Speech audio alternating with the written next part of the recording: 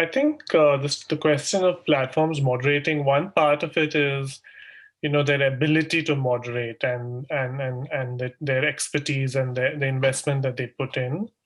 But the other part of it is also increasing political contestations over platform moderation. So, for instance, um, increasingly, especially when it comes to the question of incitement in relation to network publics and crowd violence, we're seeing increasing contestations of what incitement actually means.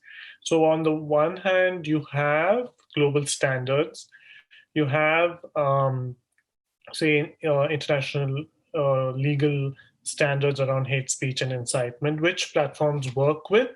They don't work with them formally, but they draw upon them to frame their community guidelines and community standards. But what happens is these work in conjunction with local laws. So platforms regulate at two levels, right? So they're moderating content both on their platforms, which they can be proactive about, but they also have to enforce local laws in countries. So there's this kind of constant tension that's playing out. And increasingly what we see is contestations of what actually constitutes incitement. So for instance, terms like insurrection or rebellion or protest, collective forms of action in the contemporary world, whether it is the storming of the White House, the Congress, the US, or whether it is debates over farmers' protests in India, you see state intervention which try to frame them in a particular way. And platforms, which were earlier trying to remain slightly more, say, they're intermediaries, they don't take that they were neutral from these issues, somehow one step a step aside. Here now they're increasingly being forced to actually take positions. So they have to do things like label content or actually get people off platforms or warning and give warnings. So this is what increasingly that we see, right? Whether it's on Twitter or whether it's on Facebook. So here we have platforms who are increasingly implicated in the way that this issue, what actually constitutes incitement, what actually constitutes hate speech. So I think there is something that's changing in that, and this also changes as both civil society and states put pressure on platforms. So, for instance, in India now you have a huge pressure on WhatsApp to trace the originator of messages so that the government can prosecute.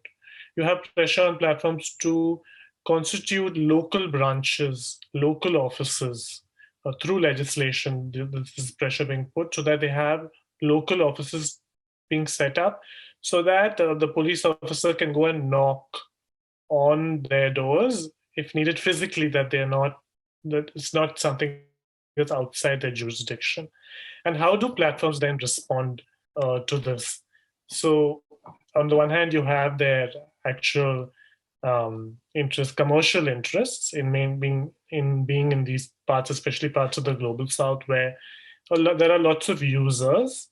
But on the other hand, you also have their practices and precedents being set, which could impact their global rules. So one direction, I think, in the light of what Nikat is saying, is one direction clearly is the constitutionalization of platform moderation. So this idea that the arbitrariness of platforms taking these decisions should be checked by an independent body that's set up outside of their control, and that these will then set up norms which will act as some sort of precedent.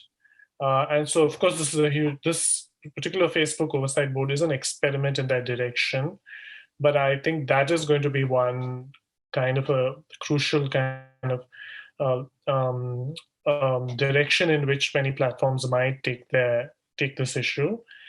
And the other one is, of course, increasingly platforms are reaching out to experts from various regions of the world in order to tailor make some of their guidelines and policies and move away from a more First Amendment, US-based First Amendment idea of say, speech or other issues, to move away from that to something that's more located within other contexts. And you can see that happening on issues like hate speech and incitement and so on. You can actually see it happening as they keep changing their guidelines constantly, which happens on almost on a constant basis based on these processes that they've set up.